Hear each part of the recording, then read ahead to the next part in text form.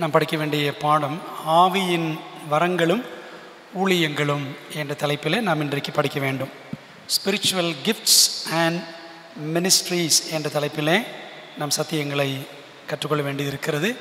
ஆவியின் வரங்களும் ஊழியங்களும் என்ற தலைப்பை நாம் இன்றைக்கு படிக்க வேண்டும். ஒவ்வொரு வாரமும் படிக்கிற பாடங்களை தவறாமல் நீங்கள் கவனிக்கிறீர்கள், தவறாமல் குறிப்பு எடுக்கிறீர்கள் என்று கர்த்தருக்குள்ளாக நான் நம்புகிறேன்.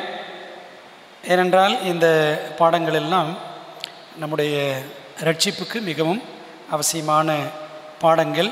ஆகவே கருத்தோடு கற்றுக்கொள்ள வேண்டியது மிக அவசியம். இன்றைக்கு நாம் இந்த பாடத்தை ஜெபத்தோடு படிக்க போகிறோம்.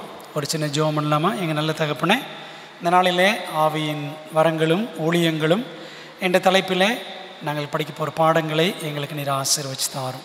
கருத்தோடு கவனிக்கவும், ஆண்டவரே நன்றாய் புரிந்து கொள்ளவும் ஆண்டவரே எங்களுக்கு பலன் கொடுங்க. ஆண்டவரே உடைய ஆலயத்தில் இருக்கிறவர்கள், ஆன்லைனில் இணைந்திருக்கிறவர்கள் எல்லாரையும் தேவன் தொடங்க இந்த பாடங்களை நாங்களும் புரிந்து கொண்டு பிறருக்கும் பகிர்ந்து கொள்ள எங்களுக்கு உதவி செய்யும். எங்கள் ஜெபத்தை ஏற்றுக்கொள்ளும். ஆவியானவர் எங்களோடு இடைப்படும். இயேசுவின் மூலம் ஜெபிக்கிறோம் நல்ல பிதாவே, ஆமென். கிறிஸ்தவ வாழ்க்கை வரம் நிறைந்த வாழ்வு என்று சொல்லலாமா, அல்லது வரங்கள் நிறைந்த வாழ்வு என்று நாம் சொல்லலாமா? வரம் நிறைந்த வாழ்வு அல்லது வரங்கள் நிறைந்த வாழ்வு, எதை நாம் எடுத்துக்கொள்ள வேண்டும் என்று கேள்வி கேட்டால் என்ன சொல்லுவோம்? ரெண்டு விதமாகவும் சொல்லலாம். கிறிஸ்தவ வாழ்க்கை வரம் நிறைந்த வாழ்க்கை என்றும் சொல்லலாம், வரங்கள் நிறைந்த வாழ்க்கை என்றும் சொல்லலாம். ஆனால் இந்த ரெண்டுக்குமே வித்தியாசம் இருக்குது. ஆவியின் வரம் என்பதற்கும் ஆவியின் வரங்கள் என்பதற்கும் வித்தியாசம் இருக்கிறது. எப்படி அப்படின்னா, ஆண்டவர் இயேசு கிறிஸ்துவை கர்த்தர் என்று ஏற்றுக்கொண்டு, கர்த்தர் என்று விசுவாசித்து ஏற்றுக்கொண்டு அவரது நாமத்தினால் ஞானஸ்நானம் பெறுவோருக்கு பரலோகம் அருளும் வரம்தான் பரிசுத்த ஆவியின் வரம். அப்போஸ்தலர் 2:38 நாம் கவனித்தோம் என்றால், ஆக்ட்ஸ் 2:38 அந்த வசனம் பாருங்கள். அங்கே பேதுரு பிரசங்கம் பண்ணுறாரு. பேதுரு அவர்களை நோக்கி, நீங்கள் மனம் திரும்பி ஒவ்வொருவரும் பாவ மன்னிப்புக்கென்று இயேசு கிறிஸ்துவ நாமத்தினாலே ஞானஸ்நானம் பெற்றுக்கொள்ளுங்கள், அப்பொழுது பரிசுத்த ஆவியின் வரத்தை பெறுவீர்கள் அப்படின்னு படிக்கிறோம். சரிங்களா? அப்போது இயேசுவை ஏற்றுக்கொண்டு ஞானஸ்நானம் பெறும் பொழுது கிடைக்கிற வரம் என்ன? பரிசுத்த ஆவியின் வரம். பரிசுத்த ஆவியின் வரத்தை பெற்றவர்களுக்கு பரிசுத்த ஆவியானவராலேயே அருளப்படுகிற செயல்பாட்டுக்கான சில சிறப்பான வல்லமைகளே பரிசுத்த ஆவியின் வரங்கள் ஆகும். சரிங்களா? பரிசுத்த ஆவியின் வரம்னா என்ன? இயேசுவை ஏற்றுக்கொண்டு ஞானஸ்நானம் பெறும் பொழுது எனக்கு கிடைக்கிற வரம் பரிசுத்த ஆவியின் வரம். பரிசுத்த ஆவியானவர் என்னிலே வாசம் பண்ணுகிறார், வாசம் பண்ண ஆரம்பிக்கிறார். ஆனால் அப்படி வாசம் பண்ணுகிற ஆவியானவர் எனக்குள்ளே இருந்து அவர் நிறைய சிறப்பான வல்லமைகளை வெளிப்படுத்துகிறார். சிறப்பான வல்லமைகளை ஆவியானவர் நமக்கு கொடுக்கிறார். அதான் என்னது? ஆவியின் பரிசுத்த ஆவியின் வரங்கள் என்று சொல்லலாம். சுருக்கமாக சொன்னால், பரிசுத்த ஆவியின் வரத்தை பெற்றவர்களிடம்தான், பரிசுத்த ஆவியின் வரத்தை பெற்றவர்களிடம்தான் பரிசுத்த ஆவியின் வரங்கள் வெளிப்படும் என்பது தெளிவு. சரிங்களா? உங்களுக்கு புரியும் நினைக்கிறேன்.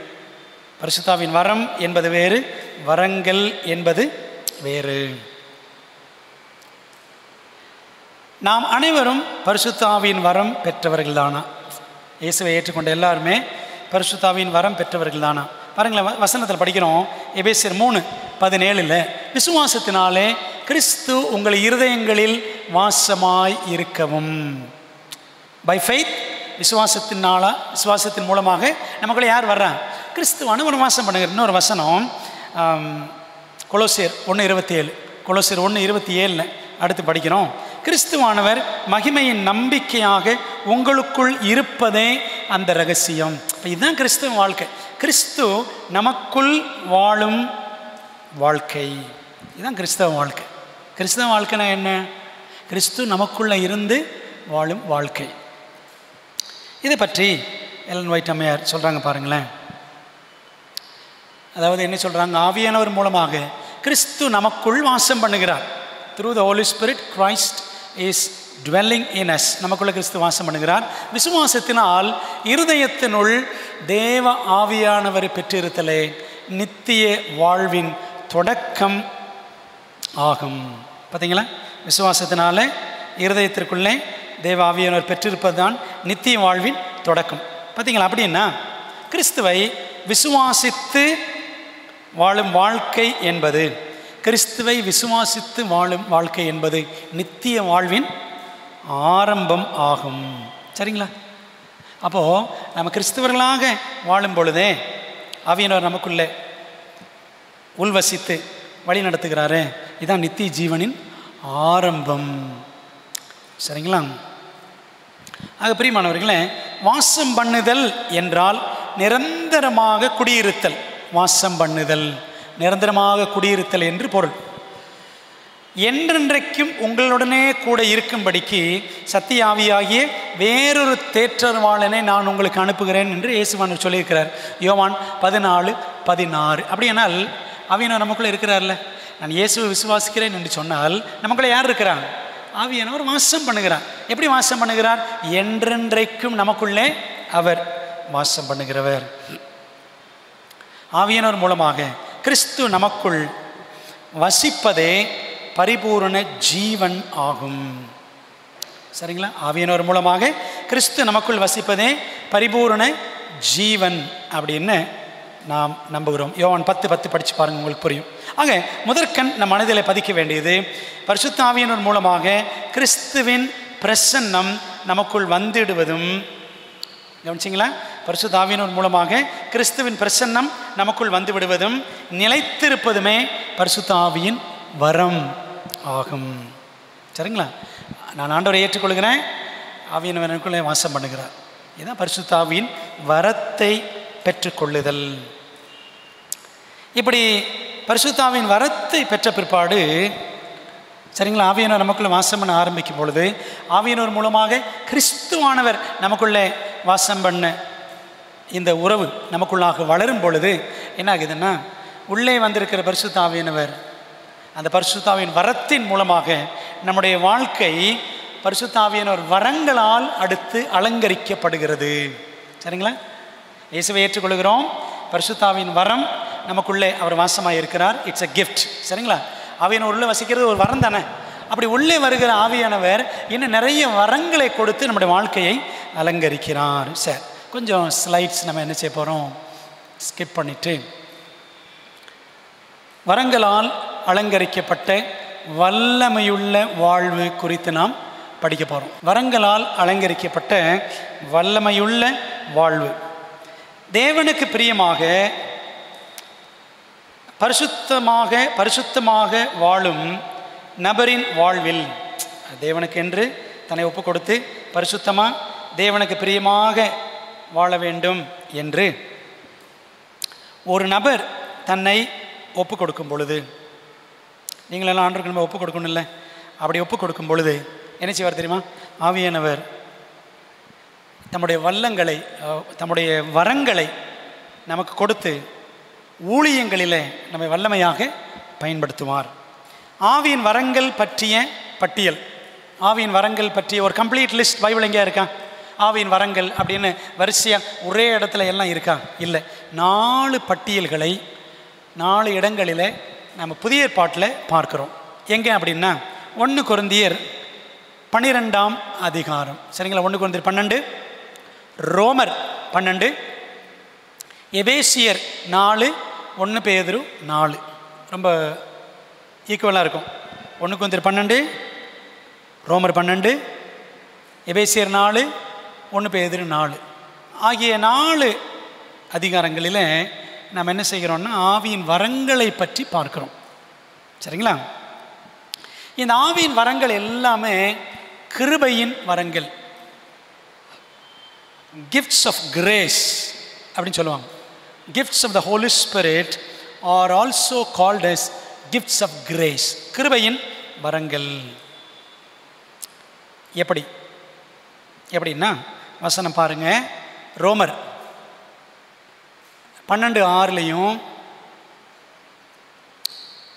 அதே மாதிரி 1 பேதுரு 4:10 பாருங்களேன், நமக்கு அருளப்பட்ட கிருபையின்படியே நாம் வெவ்வேறான வரங்கள் உள்ளவர்களானபடினாலே, கிருபையின்படியே நாம் வெவ்வேறு வரங்கள் உள்ளவர்கள் அப்படின்னு படிக்கிறோம். சரிங்களா? 10ஆம் வசனம் 1 பேதுரு 4:10, அவனவன் பெற்ற வரத்தின்படியே நீங்கள் தேவனுடைய பற்பல கிருபையுள்ள ஈவுகளை, அவனவன் பெற்ற வரத்தின்படியே, பார்த்தீங்களா? பரிசுத்த ஆவியானவர் நமக்குள்ளே இருப்பார், அந்த வரம் இருக்கும் என்றால் நீங்கள் தேவனுடைய பற்பல கிருபையுள்ள ஈவுகளை பகிர்ந்து கொடுக்கும் நல்ல உக்கிரானக்காரர் போல ஒருவருக்கொருவர் உதவி செய்யுங்கள். பார்த்தீங்களா? அந்த வசனத்தில் வரம்னு இருக்குது, அப்புறம்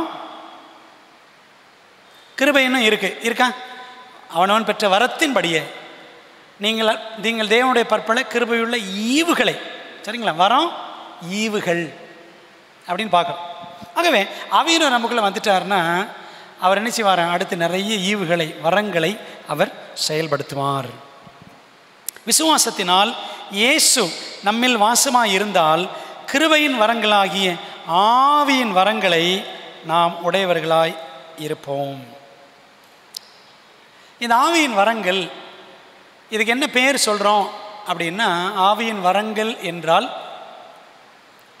கிருபையின் வரங்கள், கிஃப்ட்ஸ் ஆஃப் கிரேஸ் அப்படின்னு உங்களுக்கு நான் சொன்னேன். எப்படின்னு பாருங்களேன். கிறிஸ்துவின் கிருபையினால் நாம் பரிசுத்தாவின் வரங்களை பெற உரிமை உள்ளவர்கள் ஆகிறோம். இயேசுப்பாவை ஏற்றுக்கொண்டாலே நமக்கு இருக்கிற அடுத்த உரிமை என்ன? பரிசுத்தாவியும் நமக்குள்ளே வந்துடுவார், அந்த வரம். ஆவியானவர் வந்துட்டால் அடுத்த ஸ்டெப் என்ன?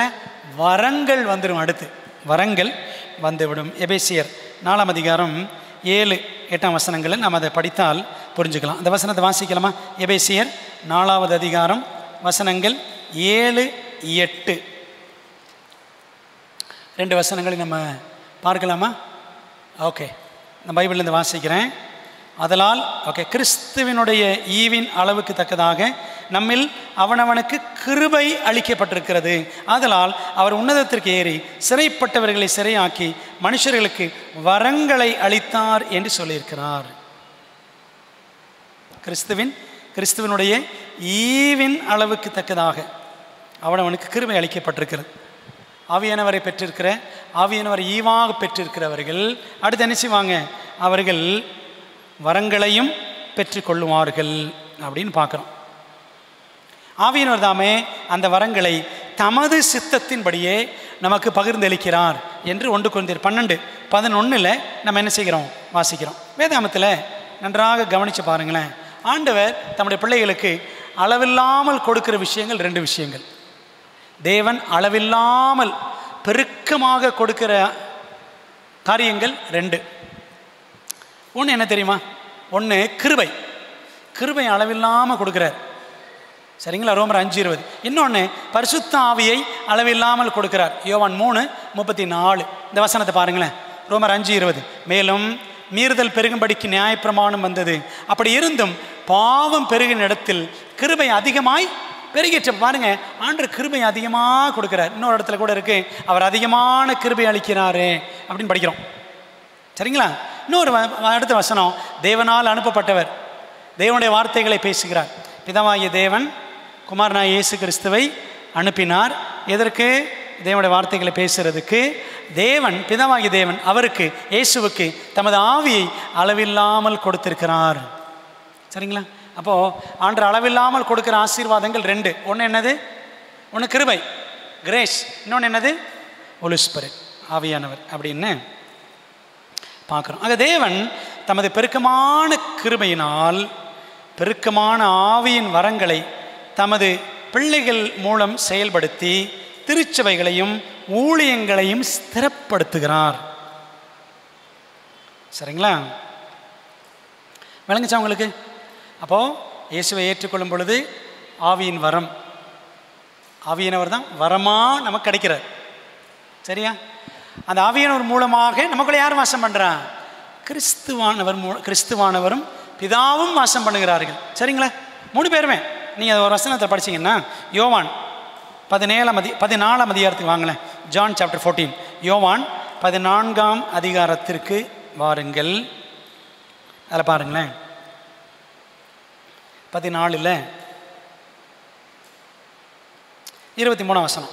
இயேசு அவனுக்கு பிரதியுத்தரமாக, யோவான் 14:23, இயேசு அவனுக்கு பிரதியுத்தரமாக, ஒருவன் என்னில் அன்பாய் இருந்தால் அவன் என் வசனத்தை கை கொள்ளுவான், அவனில் என் பிதா அன்பாயிருப்பார், நாங்கள் அவனிடத்தில் வந்து அவனோடே வாசம் பண்ணுவோம். பார்த்தீங்களா? அப்போ இயேசுவை ஏற்றுக்கொண்டு அவரை பின்பற்ற தீர்மானித்து அவருடைய கற்பனைகளை கடைபிடிக்கணும் என்று ஒப்புக் கொடுக்குற பிள்ளைகள்கிட்ட யார் வாசமாயிருப்பான்? ஆண்டு சொல்ல பாருங்க, நாங்கள் வந்து அவனோட வாசம் பண்ணுவோம். பார்த்தீங்களா? அப்போ பிதாவும் குமாரனும் ஆவியானவர் மூலமாக நமக்குள் வாசம் பண்ணுகிறார்கள் என்று பார்க்கிறோம். சரிங்களா? அப்போ ஆவியானவர் உள்ள வரும்பொழுது ஆவியின் வரங்கள் செயலாக்கம் பெறுகின்றன. சரி, இப்போ என்ன பார்க்க போகிறோன்னா, ஆவியின் வரங்கள் என்னென்ன, இந்த வரங்கள் எதற்காக, சரிங்களா அப்படின்னு பார்க்க போகிறோம். ஆவியின் வரங்கள் பொதுவாக இவைகளெல்லாம் ஆவியின் வரங்கள் என்று ஒட்டுமொத்த பட்டியல் வேதாமத்தில் எங்கேயுமே கிடையாது. சரிங்களா? நான் ஏற்கனவே சொன்னபடி எத்தனை அதிகாரங்கள் இருக்குது ஆவியின் வரங்கள்? 4 அதிகாரங்கள். சுமார் 24 வரங்களை இந்த 4 சாப்டர் படித்து பார்த்தீங்கன்னா more than 20 gifts of the holy spirit, ஆவியானவர் வரங்கள் ஒரு 20க்கு மேலே, ஒரு 24 அப்படின்னு சொல்கிறாங்க. 24 வரங்களை நாம் பார்க்க முடியும். 1 பேதுரு 4ஆம் அதிகாரம் தவிர மற்ற 3 அதிகாரங்களில் உள்ள வரங்களை இவ்வாறு பிரிக்கின்றனர். எப்படி பிரிக்கிறாங்க பாருங்க. ஓகே, 1 ஊழிய வரங்கள். வரங்கள் எப்படி பிரிக்கிறாங்க? த மினிஸ்ட்ரி கிஃப்ட்ஸ், ஊழியத்திற்கான வரங்கள். எபேசியர் 4 11, 12, 13 படிக்கிறோம்.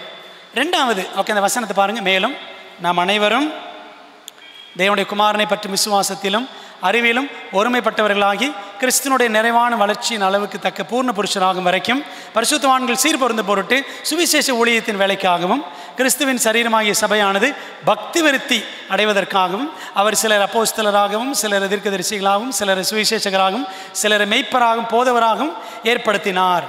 ஊழிய வரங்கள். 2வது வரங்கள் என்னன்னு பார்த்தீங்கன்னா தி மோட்டிவேஷனல் கிஃப்ட்ஸ், ஊக்குவிக்கும் வரங்கள். ஒருத்தர் ஊக்கப்படுத்தணும்.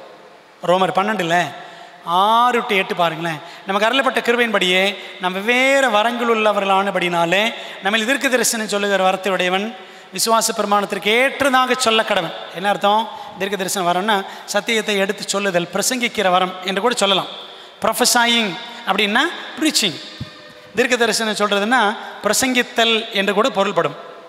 ஓகே. ஊழியம் செய்கிறவன் ஊழியத்திலும் போதிக்கிறவன் போதிக்கிறதிலும் புத்தி சொல்லுகிறவன் புத்தி சொல்லுகிறதிலும் தரித்திருக்க கடவன். பகிர்ந்து கொடுக்கிறவன் வஞ்சனை இல்லாமல் கொடுக்கடவன். முதலாளியானவன் ஜாக்கிரதையாக கடவன். இரக்கம் செய்கிறவன் உற்சாகத்துடனே செய்ய கடவன். Motivational gifts. பார்த்தீங்களா?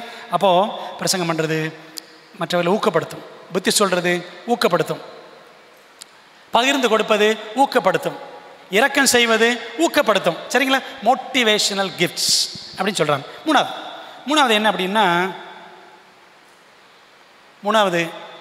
தி மேனிஃபெஸ்டேஷன் கிஃப்ட்ஸ், வெளிப்பாட்டு வரங்கள் அப்படின்னு சொல்கிறாங்க.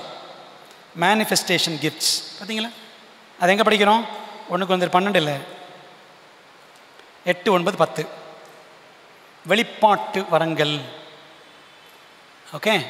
அந்த 1 Corinthians 12 8, 9, 10 படிச்சிங்கன்னா அதில் மட்டும் 9 வரங்கள் சொல்லப்பட்டிருக்கும்.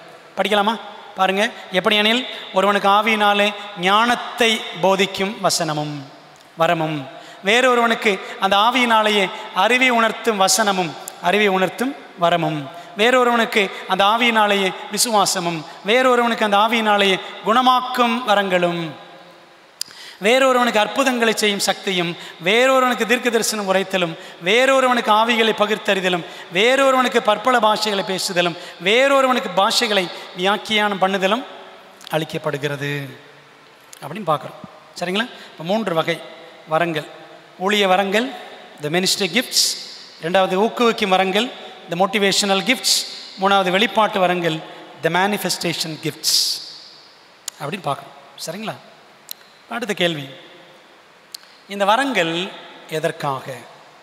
ஏன் நாம் பரிசுத்தாவின் வரத்தை பெற்ற பிற்பாடு, ஆவியானவரை பெற்ற பிற்பாடு ஆவியானவர் ஏன் வரங்களை கொடுக்கிறார் பாருங்க.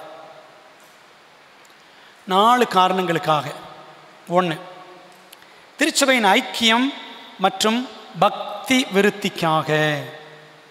திருச்சபையின் ஐக்கியம் மற்றும் பக்தி விருத்திக்காக. எபேசியர் 4:11-13 படிக்கிறோம். 1 பேதுரு 4:10 நம்ம அதை வாசிக்கிறோம் பாருங்கள். மேலும் நம் அனைவரும் தேவனுடைய குமாரனை பற்றும் விசுவாசத்திலும் அறிவிலும் ஒருமைப்பட்டவர்களாகி, சரிங்களா, சத்திய அறிவில் விசுவாசத்தில் ஒருமைப்பாட்டுடன் வளரணும். கிறிஸ்துவனுடைய நிறைவான வளர்ச்சியின் அளவுக்கு தக்க பூர்ண புருஷராகும் வரைக்கும் எல்லாரும் சபையில் என்ன செய்யணும்? கிறிஸ்துவ போல பூர்ண புருஷராக வளரணும்.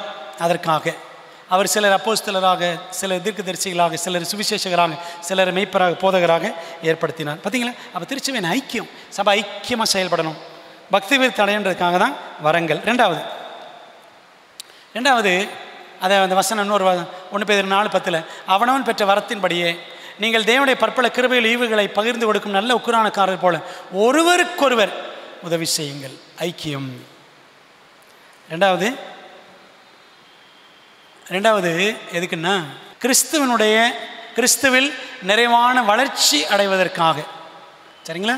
கிறிஸ்துவில் நிறைவான வளர்ச்சி அடையணும். எபேசியர் 4:11 கிறிஸ்துவனுடைய நிறைவான வளர்ச்சியின் அளவுக்கு தக்க பூரண புருஷராகும் வரைக்கும். அப்போ அது வரைக்கும் ஆவியின் வரங்கள்.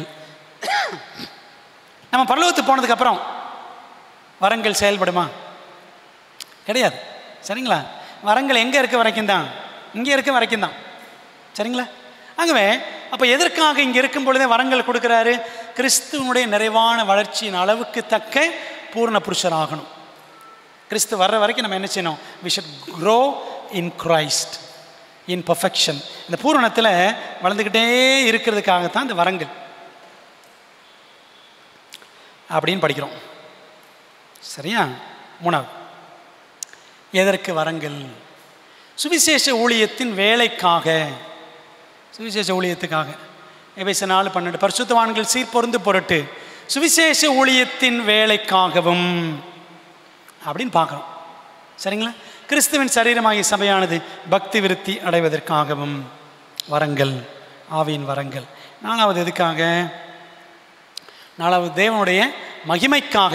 1 பேதுரு 4:11 பாருங்க. ஒருவன் போதித்தால் தேவனுடைய வாக்கியங்களை மட்டும் போதிக்க கடவன். ஒருவன் உதவி செய்தால் தேவன் தந்தரும் பலத்தின்படி செய்ய கடவன். எல்லாவற்றிலேயும் இயேசு கிறிஸ்து மூலமாய் பிதாவாகிய தேவன் மகிமைப்படும்படியே செய்வீர்களாக. அவருக்கே மகிமையும் வல்லமை சதா காலங்களிலும் உண்டாயிருப்பதாக. ஆமென். எதுக்கு வரங்கள்? தேவனை மையப்படுத்த வேண்டும். பார்த்தீங்களா? அப்போ பரிசுத்தாவின் வரங்கள் மூலமாக நமக்கு பெயர், புகழ், பெருமை தேடிக்கொள்வது அல்ல, மாறாக கிறிஸ்துவின் ரட்சிப்பை வெளிப்படுத்தி பிதாவாகிய தேவனை மகிமைப்படுத்துவதே காரியம் ஆகும். சரிங்களா? ஆவியின் வரங்கள் எதுக்கு? நாட் ஃபார் செல்ஃபிஷ் பர்பஸ், சுயநல நோக்கத்துக்காக கிடையாது. கிறிஸ்துவின் ரட்சிப்பு பிரசித்தப்படுத்தணும், பிதாவை மையப்படுத்தணும். அதுக்கு தான் நம் ஆவியினால் நிரப்பப்பட்டிருப்பதற்கான 2 அடையாளங்களில் 1, ஆவியினால் நிரப்பப்பட்டிருக்கோம் என்பதற்கான 2 அடையாளங்கள். 1 ஆவியின் கனி, 2 ஆவியின் வரங்கள். சரிங்களா? fruit of the spirit and gifts of the spirit. ஆவியின் கனி என்பது பாருங்களேன், ஆவியின் கனி என்பது கிறிஸ்துவின் குணத்தை பிரதிபலிப்பதற்காக, to live a Christ like life, கிறிஸ்துவ போன்ற வாழ்க்கை வாழ்றதுக்காகத்தான் ஆவியின் கனி. அப்போ ஆவியின் வரங்கள் என்பது கிறிஸ்துவை போன்று ஊழியம் செய்வதற்காக, a Christ like ministry, கிறிஸ்துவ போல வாழணும், அதுக்கு கனி. கிறிஸ்துவ போல ஊழியம் செய்யணும், அதுக்கு என்னது? அதுக்கு வரங்கள். சரியா? இதுக்கு தான் ஆண்டவர் நம்ம கொடுக்குறார். அப்போ முழுக்க இந்த கனியும் வரங்களும் எதுக்குங்க? டு பிகம் கிரைஸ்ட் லைக், கிறிஸ்துவ போல மாறுறதுக்காக. அவ்வளோதான். சரிங்களா? நான் எவ்வளோ பெரிய திறமைசாலி அப்படின்னு காட்டுறதுக்காக கிடையாது. Not to show my self but to show Christ. என்ன காட்டுறது கிடையாது. யாரை காட்டுறதுக்கு? கிறிஸ்துவை காட்டுவதற்கு. இப்போ கேள்வி என்ன கேள்வின்னா, ஆவியின் வரங்கள் யார் யாருக்கு எத்தனை வழங்கப்படும்? சரிங்களா? ஆவியின் வரங்கள் யார் யாருக்கு எத்தனை வரங்கள் பார்த்தோம்? சுமார் 24. சரிதானே? அதாவது ஆவியானவருடைய வரங்களை நாம் கணக்கு போட்டு கட்டுப்பாட்டுக்கு கொண்டு வர முடியாது. இத்தனை தான் சொல்ல முடியாது. பைபிளில் இருக்கிறது அவ்வளோதான். சரிங்களா? ஓகே. யார் யாருக்கு வரங்கள் அப்படின்னா, மறுபிறப்படைந்த ஒவ்வொரு கிறிஸ்தவனும் தகுதி உள்ளவன். Every born again Christian is eligible. மறுபிறப்படைந்த ஒவ்வொரு கிறிஸ்தவனுக்கும் குறைந்தபட்சம் 1 அல்லது 1க்கு மேற்பட்ட வரங்களை தேவ சேவையில் பயன்படுத்துவதற்கென்று பரிசுத்த ஆவியானவர் வழங்குகிறார். சரிங்களா? நம்ம அதை எங்கே படிக்கிறோம்? மற்ற 25 பார்த்தீங்கன்னா இருக்குல்ல, ஒரு எஜமான் தூர தேசத்துக்கு போகிறதுக்கு முன்னாடி தன் வேலைக்காரர்கள் கூப்பிட்டான். ஒருத்தனை கூப்பிட்டு அவனுக்கு எத்தனை கொடுத்தாரு? 5 தாலந்துகள், இன்னொருத்தனுக்கு 2, இன்னொருத்தனுக்கு 1 அப்படின்னு கொடுத்தாருல. ஓகே, நம்ம அந்த 25 வாசிக்கிறோம். அதனால தான் பைபிள் சொல்லுது, ஆவியானவர் தமது சித்தத்தின்படியே என்ன செய்கிறாராம்? 1 Corinthians 12-11 படிக்கிறோம். அவனவனுக்கு அவர் பகிர்ந்து கொடுக்கிறார். எபிரேயர் 2ஆம் அதிகாரம் 4ஆம் வசனம் பாருங்க. எபிரேயர் 2ஆம் அதிகாரம் 4ஆம் வசனம். வசனம் சொல்லுது, அடையாளங்களினாலும் அற்புதங்களினாலும் பலவிதமான பலத்த செய்கைகளினாலும் தம்முடைய சித்தத்தின்படி பகிர்ந்து கொடுத்து பரிசுத்தாவின் வரங்களினாலும், பார்த்தீங்களா, தம்முடைய சித்தத்தின்படி பகிர்ந்து கொடுத்து பரிசுத்தாவின் வரங்களினாலும் தேவன் தாமே சாட்சி கொடுத்ததுமாக இருக்கிற இவ்வளோ பெரிதான ரட்சிப்பு, அதை குறித்து நாம் கவலையற்றிருப்போமானால் தண்டனைக்கு எப்படி தப்பித்துக் கொள்வோம்? பார்த்தீங்களா? அப்போது தேவன் ஒருத்தருக்கு 2 வரம் 4 வரம் அப்படின்னு அவர் தான் நினைச்சுவார். அவருடைய சித்தப்படி பகிர்ந்து கொடுப்பார் வரங்களை. அப்போ every born again Christian is eligible. மறுபிறப்படைந்த ஒவ்வொரு கிறிஸ்தவனும் ஆவியின் வரங்களை பெற தகுதி உள்ளவன் ஆகிறான். பாருங்களேன், ஒரு புத்தகத்தில் இதை பற்றி நம்முடைய அட்வென்டிஸ்ட் எழுத்தாளர் கேரி எஃப் வில்லியம்ஸ் சொல்றார், how to be filled with the Holy Spirit and know it. பரிசுத்த ஆவியினால் நிரப்பப்படுவது எப்படி, நிரப்பப்பட்டு அதை அறிந்து கொள்வது எப்படி. அதில் எழுதினாரு, apparently just as from earthly parents natural talents originate, so from the Holy Spirit spiritual gifts originate. பார்த்தீங்களா? அதாவது அதை தமிழில் கூட வாசிக்கலாம், முதல்ல இங்கிலீஷில் படித்து முடிச்சுறேன். just as after birth natural talents gradually become obvious, so after the new birth spiritual gifts become increasingly plain. தமிழில் படிக்கிறோம் பாருங்க. புலோக பெற்றோரிடமிருந்து இயற்கையான திறமைகள் உருவாவது போல. பாருங்களேன், அம்மா நல்ல பாட்டு பாடினா பிள்ளை என்ன செய்யும்? நல்ல பாட்டு பாடும். சரியா? ஒருவேளை அப்பா நல்ல பிரசங்கம் பண்ணுறாருன்னா பிள்ளை என்ன செய்யும்? பிரசங்கம் பண்ணும். ஓகே, இந்த மாதிரி அப்பா நல்லா மியூசிக் வாசிக்கிறாருன்னா பிள்ளை என்ன செய்யும்? மியூசிக் வாசிக்கும். ஓகே, அப்போது புலோக பெற்றோரிடமிருந்து இயற்கையான திறமைகள் வருவது போல பரிசுத்த ஆவியானவரிடமிருந்து ஆவிக்குரிய வரங்கள் உருவாகின்றன. பிறப்புக்கு பின்னர் காலப்போக்கில் இயற்கையான திறமைகள் வெளிப்படுவது போல மறுபிறப்புக்கு பின்னர் ஆவிக்குரிய வரங்கள் அதிகமாக வெளிப்படையாக தெரியும். சரிங்களா? பிறப்புக்கு அப்புறம் பெற்றோரின் திறமைகள்லாம் தெரியும் பிள்ளைகள்கிட்ட. அதே மாதிரி மறுபடியும் பிறந்ததுக்கப்புறம் ஆவியானவர் கொடுக்கிற வரங்கள் என்ன செய்யும்? அந்த மறுபடியும் பிறந்தவனிடத்தில் வெளிப்படும். அண்டர்ஸ்டாண்ட்? பார்த்தீங்களா? அப்போது தேவ ஆவியானோட வரங்களை பெறுவதற்கு முதல் காரியம் என்ன? மறுபடியும் பிறந்திருக்கணும். பாவங்களுக்கு செத்து ஆண்டவரிடத்தில் ஒப்பு கொடுத்து பாவங்களை அறிக்கையிட்டு இயேசு சொந்த ரட்சகராக ஏற்றுக்கொண்டு அவருக்கு இருதயத்தில் இடம் அளிக்க வேண்டும். அதான் மறுபிறப்பு, ஞானமுழுக்கு பெறுதல். சரிங்களா? ஓகே, அப்போ ஆவியானவர் வரம், ஆவியானவர் நமக்குள்ள வாசம் பண்ணுறார். ஆவியானவர் வரத்தை பெறுகிறோம். அதுக்கப்புறம் ஆவியானவர் உள்ள வந்ததுக்கப்புறம் அடுத்து என்ன வரும்? ஆவியானவர் வரங்கள் வரும். சரிங்களா? ஆவியானோடைய வரம் பெற்றதுக்கப்புறம் ஆவியானோடைய வரங்கள் வெளிப்படும். அப்படின்னு பார்க்குறோம். சரிங்களா? இப்போ ரெண்டாவது, ஆவியானவர் யார் யாருக்கு எத்தனை வழங்கப்படும் அப்படின்னு பார்த்தோம்.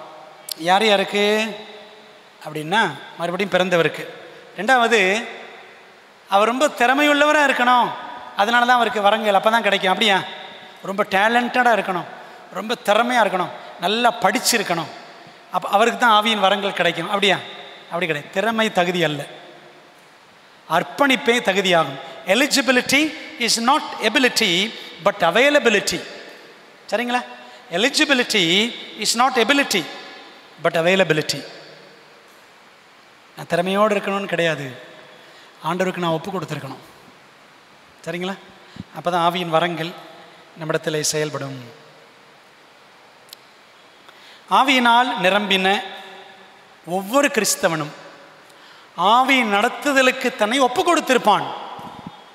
சரிங்களா? ஆவியானவருக்கு தன்னை ஒப்பு கொடுத்தவன் வாழ்க்கையில் ஆவியனோட நடத்துதல் வெளிப்படும். அப்படிப்பட்டவனுக்கு அவன் விருப்பப்படி அல்ல, ஆவியானவர் சித்தப்படி வரங்கள் வழங்கப்படும். சரிங்களா? ஆண்டவருக்கு ஒப்பு கொடுத்துட்டோம்னா அவர் சித்தப்படி வரங்களை கொடுப்பார். சில நேரங்களில் நமக்கு ஒரு கேள்வி வரும், எனக்கு என்னென்ன வரங்கள் என்று சில நேரங்களை கண்டுபிடிக்க முயற்சி செய்து பின்னர் சுய மகிமைக்காக சுய பெருமைக்காக செயல்பட்டு படுகொலிக்குள் விழுந்துவிடும் அபாயமும் இருக்கிறது. சரிங்களா? ஆகவே நமது ஆவிக்குரிய வரங்களை ஜெபத்துடன் கண்டுபிடித்து, ஜெபத்தோடு வரங்களை கண்டுபிடிக்கணும். எனக்கு என்னென்ன வரம் இருக்குன்னு கண்டுபிடிச்சு தாழ்மையுடன் தேவனுடைய மகிமைக்கு என்று பயன்படுத்துவதில் ஜாக்கிரதையாக இருக்கணும். கண்டுபிடிக்கலாம். சரிங்களா? எந்த காரியத்தை நம்ம அடிக்கடி செய்கிறோம், எந்த காரியத்தை அடிக்கடி செய்கிறதுக்கு நாம் தூண்டப்படுகிறோம், ஆவியானவர் நமக்கு உணர்த்துற உதவி செய்கிறதுக்கா, மற்றவர்களுக்காக ஜெபம் பண்ணுறதுக்கா, அல்லது சத்தியத்தை ஆராய்ச்சி பண்ணி மற்றவங்களுக்கு ஷேர் பண்ணணும் அப்படின்றதுக்கா, அல்லது இல்லாதவர்களுக்கு உதவி செய்யணும், பகிர்ந்து கொடுத்தல், இந்த மாதிரி நிறைய எதில் நமக்கு ஈடுபாடு நிறைய இருக்குது அப்படின்றத நம்ம என்ன செய்யணும்? கண்டுபிடிக்கணும்.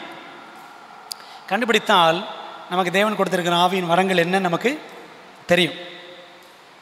அப்படி தெரிஞ்சதுக்கப்புறம் என்ன செய்யணும்? அது தேவனுடைய மகிமைக்காக மட்டுமே பயன்படுத்தணும்.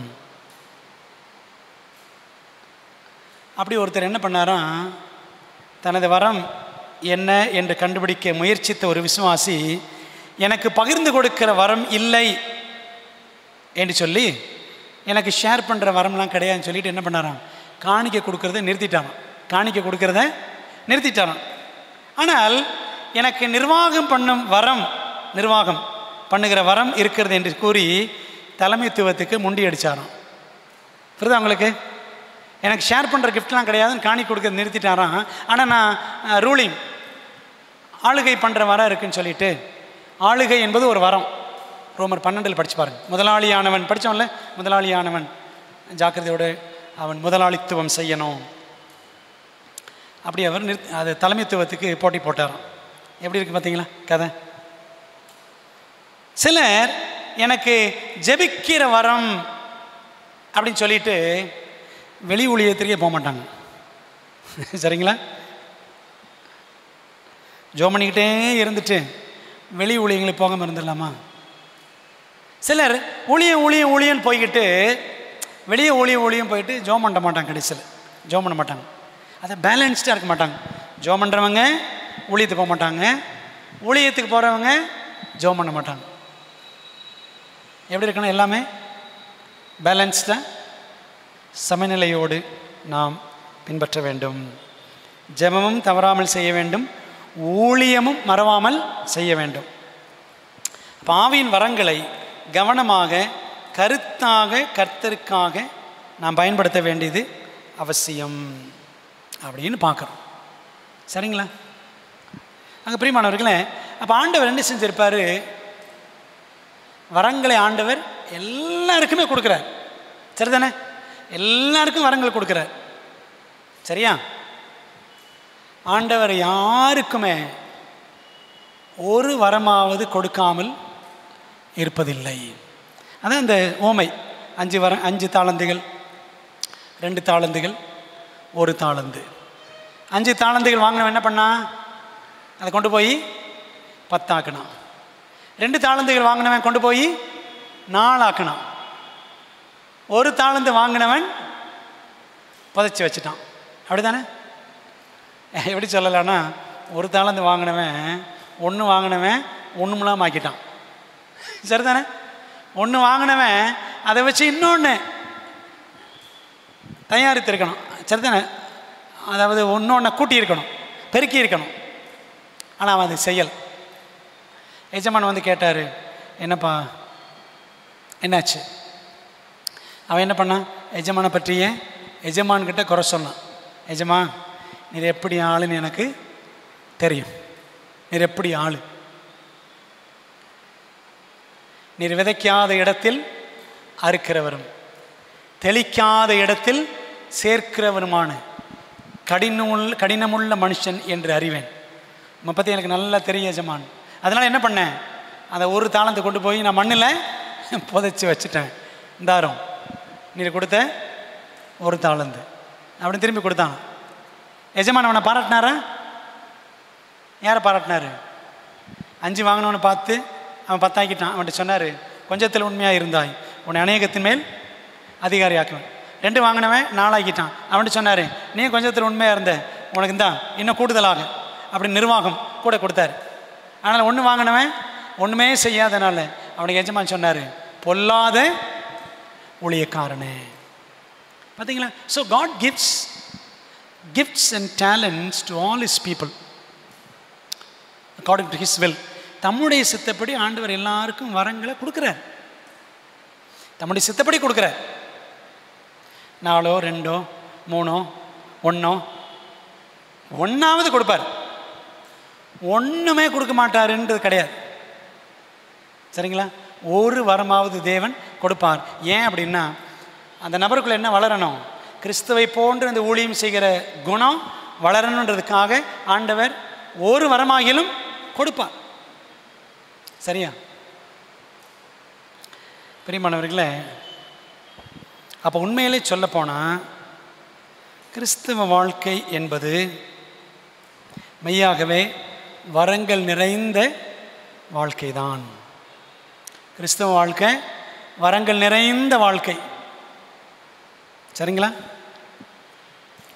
ஆண்டவர் மீதும் சத்தியத்தின் மீதும் கொண்ட அன்பினால் ஆவியானவர் நமக்கு விதவிதமாக அருளியிருக்கிற வரங்களை தேவனுடைய மகிமைக்காகவும் மனுக்குலத்தின் மேன்மைக்காகவும் மட்டுமே பயன்படுத்த வேண்டும். பார்த்தீங்களா? ஆண்டவர் மீது அன்பு இருக்கணும், சத்தியத்தின் மீது அன்பு இருக்கணும். அந்த அன்பினால் ஆவியானவர், அந்த அன்பு நமக்கு இருந்துச்சுன்னா ஆவியானவர் நமக்கு என்ன செய்வாராம்? விதவிதமான வரங்களை கொடுப்பார். சரிங்களா? அப்படி வரங்களை பெற்றவர்கள் சும்மா இருப்பாங்களா? சும்மா இருப்பாங்களா? சும்மா இருக்க மாட்டாங்க. சரிதானே? தேவாவியின் வரங்களை பெற்றவர்கள் சும்மா இருக்க மாட்டாங்க. பார்த்தீங்களா? இப்போது ஓடிக்கிட்டே இருக்கிறவங்கள உட்கார வச்சா உட்கார மாட்டாங்க. சரிங்களா? பேசிக்கிட்டே இருக்கிறவங்கள பேசாமல் இருன்னு சொன்னால் அவங்களுக்கு என்ன ஆயிரும்? தலை வெடிச்சிடும். என்ன சொல்ல வரேன்னா, அதே மாதிரி தேவன் நம்முடைய பிள்ளைகளுக்கு வரங்களை கொடுத்து அந்த வரங்களை பெற்றவர்கள் ஆண்டவருக்காக அதை பயன்படுத்தி கொண்டே இருக்கிறாங்க அப்படின்னா அவர்களால் தேவன் மகிமைப்படுவார்.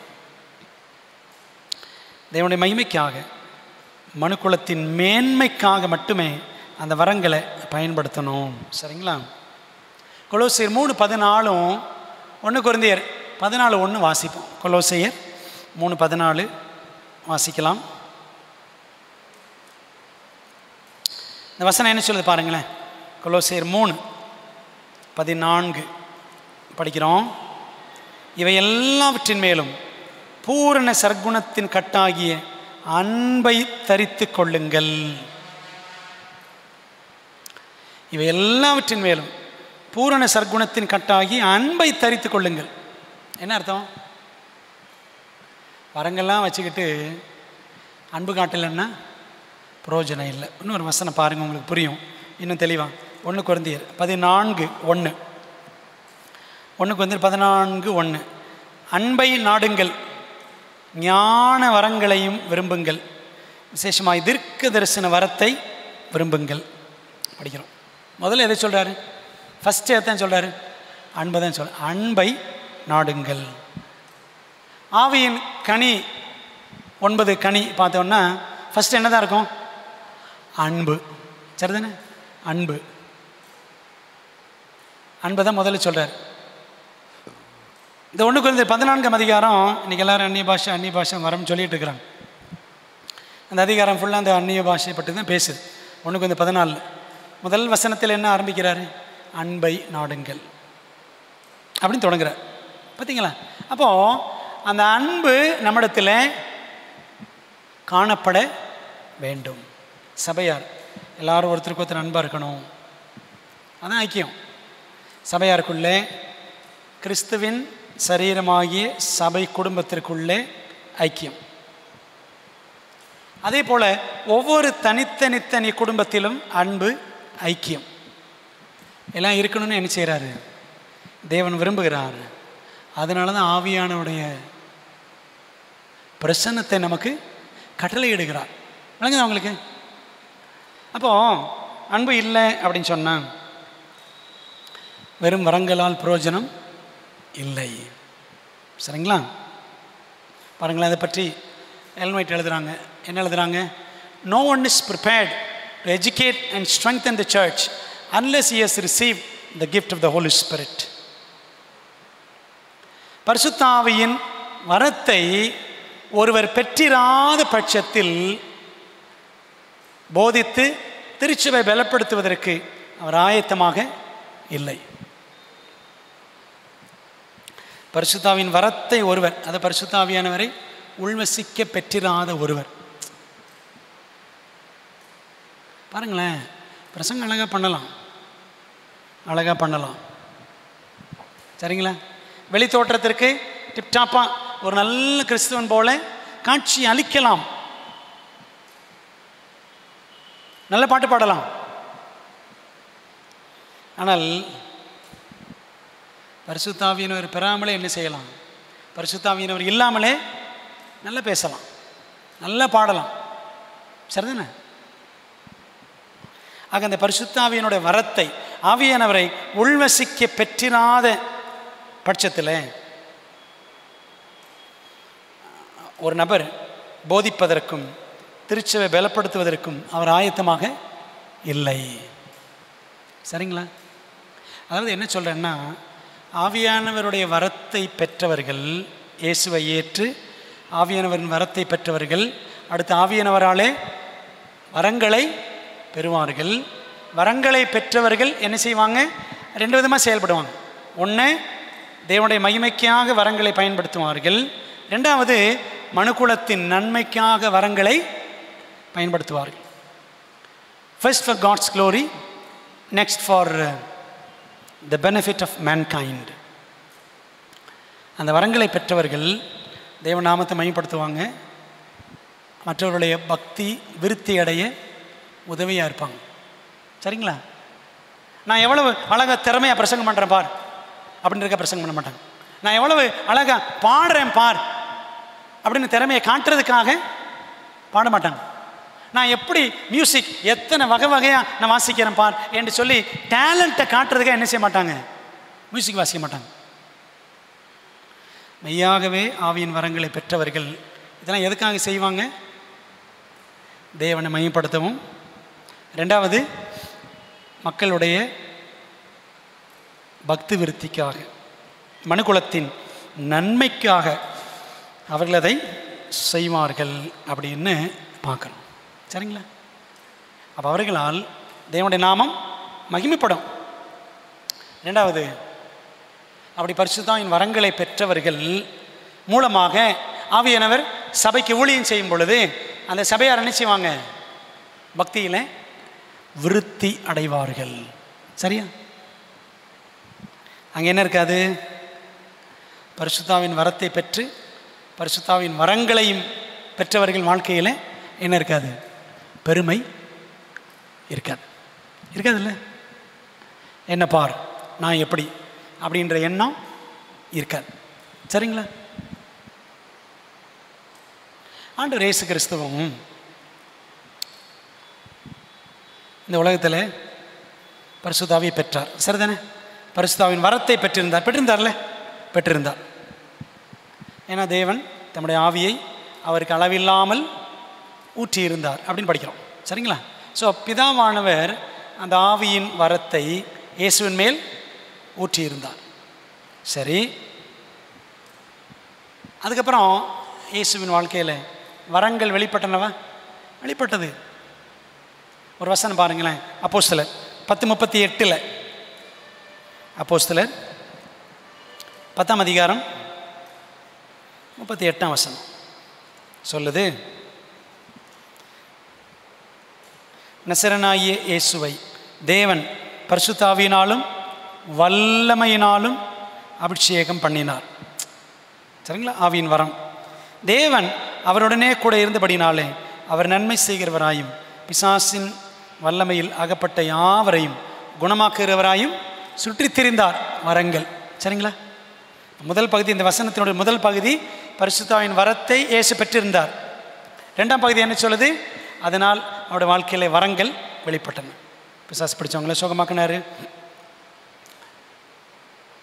அது மட்டுமல்ல, அநேக வியாதிஸ்தர்களை அவர் விடுவித்தார்.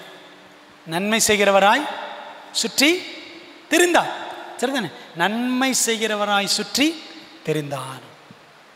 சரிங்களா?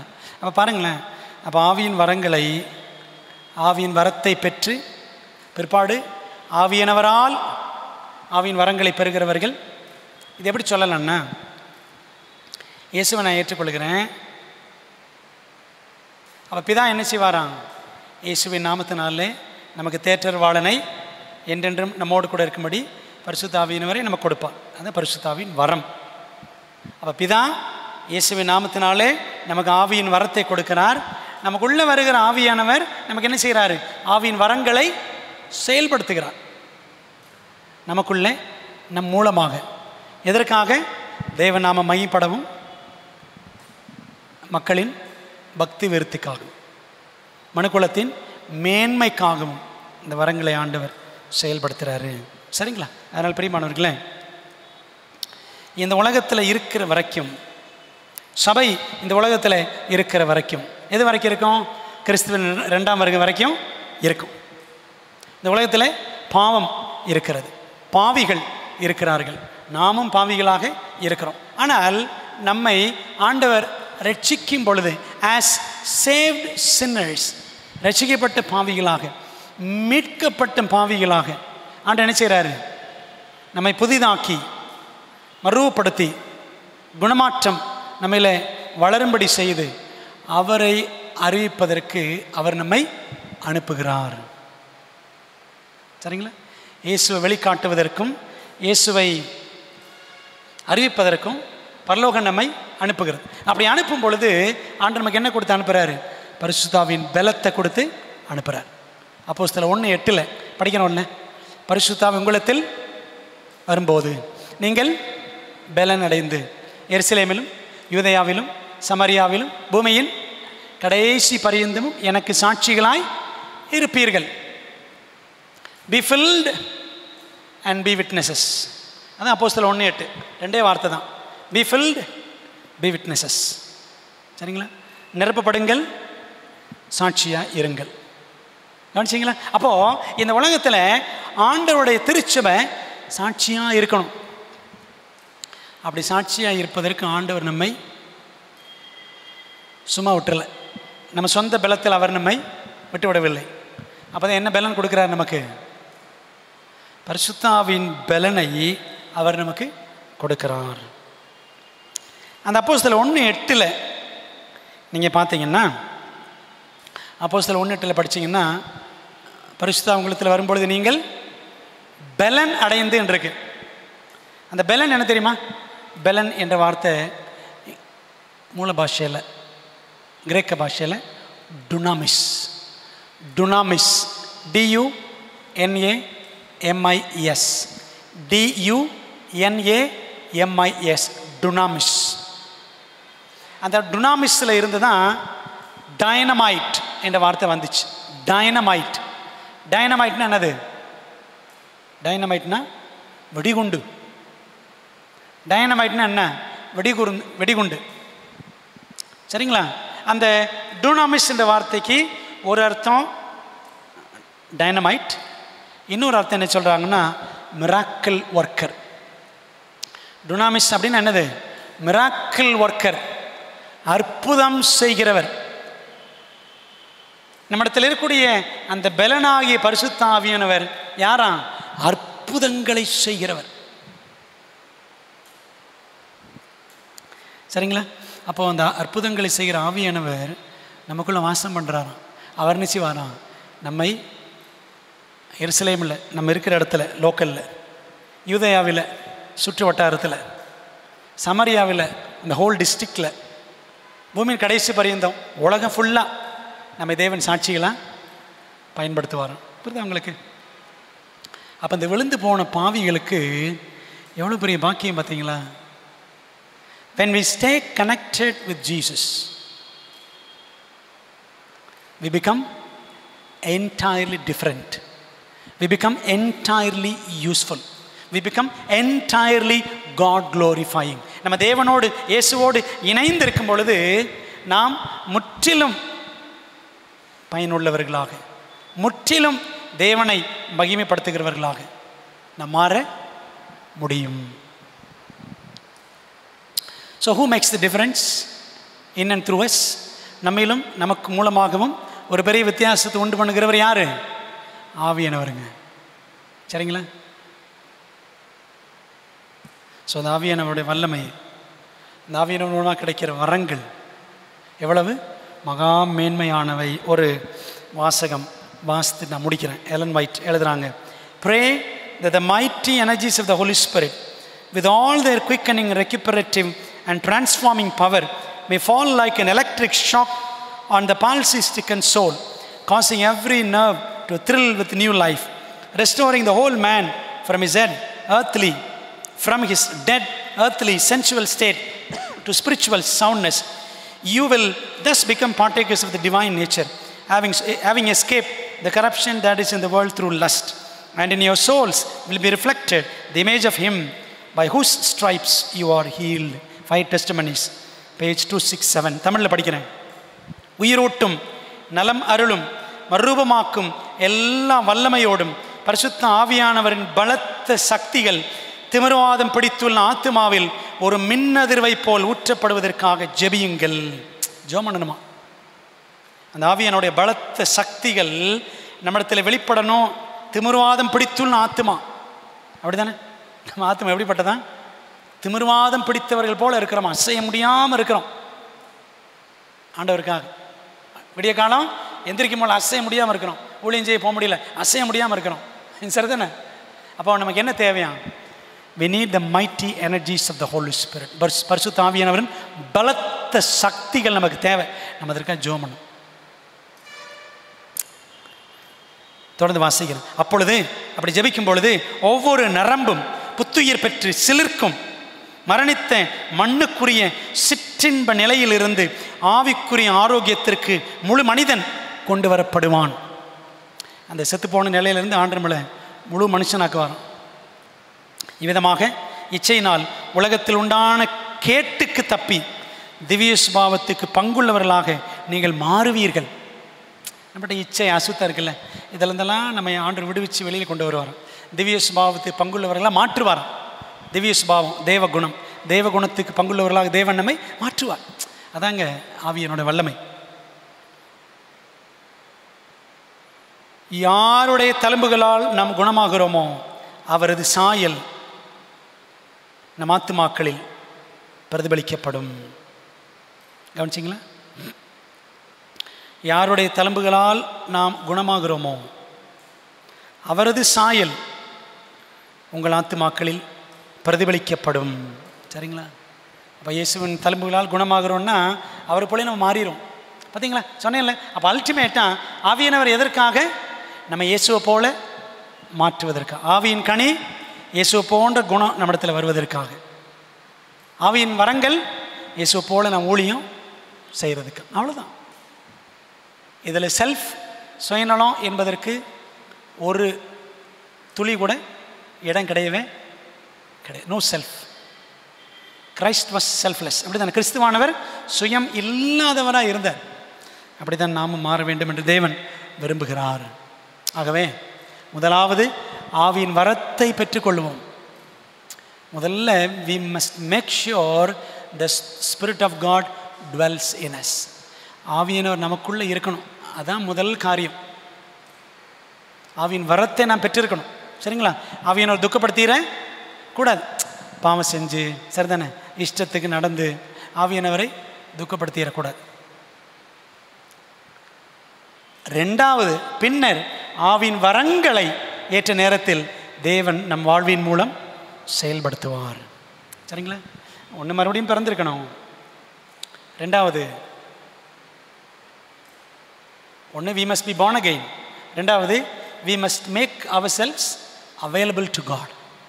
தேவனுக்கு நம்மை எப்பொழுதும் ஒப்பு கொடுத்துருக்கணும். சரிதானே? அதாங்க நமக்கு தேவை. அதனால் பிரியமானவர்களே, இயேசுவுக்கு நம்ம ஒப்பு கொடுத்து நம் வாழ்வோம் என்று சொன்னால் நம்முடைய வாழ்க்கையில் ஆவியின் வரம் ஆண்டவர் தருவார். ஆவியானவர் நமக்கு கொடுப்பார். ரெண்டாவது, அந்த ஆவியானவர் நமக்கு ஆவியின் வரங்களை நமக்கு கொடுத்து தேவனுடைய மகிமைக்காக, மக்களின் ஆவிக்குரிய நலனுக்காக கர்த்தர் நம்மை பயன்படுத்துவார். அவ்வளோதான். சரிங்களா?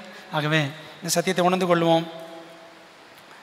ஆவியானவர் நமக்கு வரங்களை கொடுத்து ஊழியங்களிலே பயன்படுத்துகிறார். கிறிஸ்துவ அறிவிக்கிறதுக்காக, கிறிஸ்துவின் குணத்தை நாம் காட்டுவதற்காக ஆவியானவர் நமக்குள்ளே வல்லமையாய் கிரியை செய்கிறார். சரிங்களா? அதனால் அந்த ஆவியின் பலத்தை பெற்றுக்கொள்வோம். அந்த ஆவியினாலே உள்ளான மனுஷனில் வல்லமையாய் நாம் பலப்பட வேண்டும் என்று பைபிள் சொல்லுது. அதனால் ஒவ்வொரு நாளும் நம்முடைய நோக்கம் என்னவாக இருக்குன்னு தெரியுமா? தினந்தோறும் பரிசுத்த ஆவியின் வல்லமையை நம்ம ஆண்டவர்கிட்ட கேட்டு பெற்றுக்கொள்ளும். ஒவ்வொரு நாளும் ஆண்டவர் இந்த நாளில் ஒரு வசனம் இருக்கு பாருங்கள், அதை படித்து முடிப்போம். சங்கீதம் 143 10 143 சங்கீதம் 10 தாவீது ஜெபிக்கிறார். இதை நாம் தினம் செய்ய வேண்டிய ஜெபம். என்ன ஜெபம் பாருங்கள்? உமக்கு பிரியமானதை செய்ய எனக்கு போதித்தருளும். நீரே என் தேவன், உம்முடைய நல்ல ஆவி என்னை செம்மையான வழியில் நடத்துவாராக. தினம் செய்ய வேண்டிய ஜெபம், தினம் நம்ம இடத்துல இருக்க வேண்டிய அர்ப்பணிப்பு. ஆண்டவரே, உமக்கு பிரியமானது செய்யணும். நீரே என் தேவன், உம்முடைய நல்ல ஆவி என்னை செம்மையான வழியில் நடத்தணும் என்று ஒப்புக் கொடுக்கணும். அவை அப்படி ஒப்புக் கொடுப்போம். ஆண்டவர் நம்மை ஊழியத்தில் அவருடைய மகிமைக்கென்று பயன்படுத்துவார். ஜெபிக்கலாமா? ஜெபித்து நாம் இந்த நாளுக்குரிய ஞானஸ்நான வகுப்பை நிறைவு செய்வோம். எங்கள் அன்புள்ள நல்ல தகப்பனே, இந்த ஓய்வு நாளின் மாலை பொழுதில் நாங்கள் நம்முடைய பாதத்தில் உட்கார்ந்து இந்த ஆன்லைன் ஞானஸ்நான வகுப்பில் பங்கு பெற்று ஆவியின் வரங்களும் ஊழியங்களும் என்ற பாடத்தை படித்தோம். கர்த்தாவே, ஆவியின் வரம் என்றால் என்ன, ஆவியின் வரங்கள் என்றால் என்ன என்றெல்லாம் நாங்கள் படித்தோம். ஆண்டவரே கர்த்தாவே, எதற்காக இந்த வரங்கள் என்றும் படித்தோம்? இயேசுவை போல் நாங்கள் ஊழியத்தை செய்வதற்காக, அநேகரை இயேசுவிடம் கொண்டு வருவதற்காக ஆண்டவர் இந்த வரங்களை எங்களுக்கு கொடுக்கிறீர். இந்த வரங்கள் எங்களுடைய சுயநலத்திற்காக, எங்களுடைய சுய பிரஸ்தாபத்துக்காக அல்ல, தேவனுடைய மகிமைக்காக, மக்களின் ஆவிக்குரிய நலனுக்காக, பக்தி விருத்திக்காக இந்த வரங்கள் என்று நாங்கள் கண்டோம். ஆண்டவரே கர்த்தாவே, எல்லாருக்கும் நீர் வரங்களை கொடுத்திருக்கிறீர். வரங்கள் இல்லாமல் ஒருவரையும் நீர் விட்டுவிடுவதில்லை. கர்த்தாவே, எங்களை திக்கற்றவர்களாக விடாமல் எங்களுக்கு ஆவியானவரை கொடுத்திருக்கிறீர் என்று யோவான் 14:18 வாசிக்கிறோம். ஆகவே நாங்கள் நம்முடைய ஆவியை பெற்றவர்களாக இந்த உலகத்தில் இன்னும் கொஞ்ச காலம் ஆண்டு வரும் மட்டும் உமக்கு சாட்சிகளாக உண்மையே மகிமைப்படுத்தி இந்த நாமத்தையே நாங்கள் மேன்மைப்படுத்தி வாழ்வதற்கு உதவி செய்யும். இந்த நாளில் கிளாஸில் கலந்து கொண்ட எல்லா பிள்ளைகளையும் ஆசீர்வதிப்பீராக. இயேசுவின் நாமத்தில் ஜெபிக்கிறோம் நல்ல பிதாவே, ஆமென். என் ஆத்மாவை கர்த்தரை ஸ்தோத்திரி, என் முழு உள்ளமையோட பரிசுத்த நாமத்தை ஸ்தோத்திரி. என் ஆத்மாவை கர்த்தரை ஸ்தோத்திரி, அவர் செய்த சகல உபகாரங்களையும் மறவாதே. ஆமென். நம்முடைய கர்த்தராக இருக்கிற இயேசு கிறிஸ்துவின் கிருபையும் பிதாவின் அன்பும் ஆவியானவரின் ஐக்கியமும் ஆசீர்வாதமும் தேவதூதர்களின் காவலும் வழி நடத்தலும் நம்ம எல்லாரோடும் என்றும் என்றும் சதாகாலம் தங்கியிருப்பதாக. ஆமென்.